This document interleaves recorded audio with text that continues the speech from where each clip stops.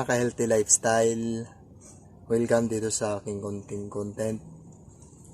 So kung bago ka pa lang dito sa aking channel, please subscribe at huwag kalimutang pindutin ang bell para updated ka sa aking mga susunod na mga video.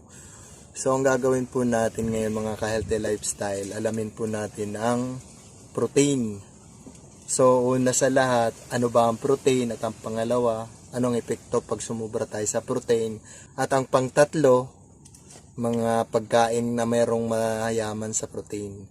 So ang pang-apat naman, kung paano computein ang protein para sa ating katawan. So ngayon umpisahan po natin kung ano po yung protein. So ano nga ba ang protein? Ang protein ay isa sa mga macronutrients o unahing sustansya na kailangan ng katawan ng malaking dami upang mabuhay. Binubuo ito ng amino acid at tumutulong ng malaki sa paglago at pagsasayos ng mga nasisirang cells at tissue sa katawan. Higit itong mahalaga sa pagbuo ng buto at mga kalamnan, lalo na sa panahon ng pagtangkad ng mga kabataan.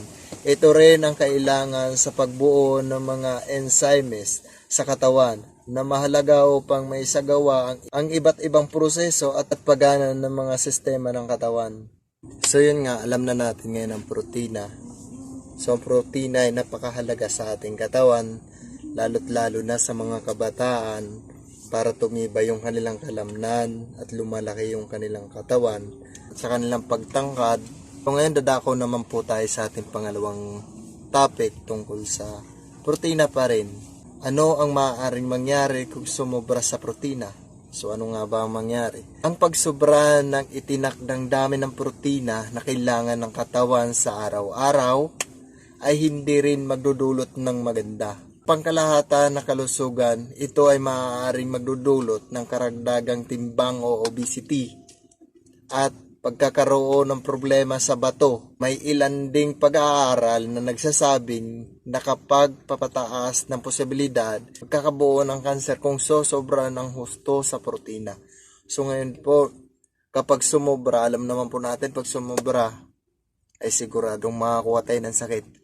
So kailangan pong i-balance natin ang protein. So kung paano i-balance?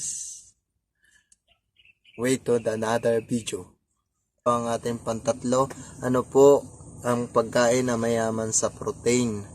So ang pagkain na mayaman sa protein, madaling mahanapin, nabibili ito sa mga palengke o madaling ihain sa hapagkainan. Una sa lahat, ang ating mga pagkain na mayaman sa protein, dibdib ng manok, isda, gatas, keso at yogurt, sitaw, bataw, patani, mga mani, butil,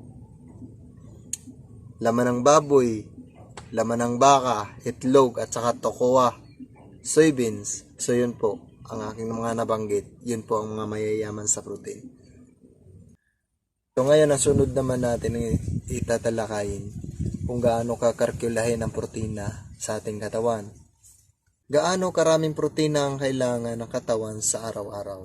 Ang pangangailangan ng katawan sa protina ay nagbabago depende sa edad, kasarian at mga kondisyon sa katawan. Ngunit ayon sa mga nutritionist, ang inirekomendang dami ng protina sa bawat araw o recommended daily intake RDI ay 46 gram para sa mga kababaihang nasa hustong edad at 56 grams naman sa mga kalalakihang nasa hustong edad. Magkakaroon ng pagtaas ng pangangailangan ng protina sa panahon ng paglaki ng katawan at pagtangkad ng mga kabataan, o kaya naman ay mayroong aktibong pamumuhay. Dagdag pa ng mga ibang eksperto, ang pangangailangan sa protina ay maaaring kalkulahin depende sa mga timbang ng katawan, kung saan ang timbang ng katawan na nasa kilogram at i-multiply sa 0.8 at ang pagiging sagot ay ang gramo na protina na kailangan ng katawan. So hanggang dito na lang. Sana may natutunan kayo sa ating topic, sa aking content.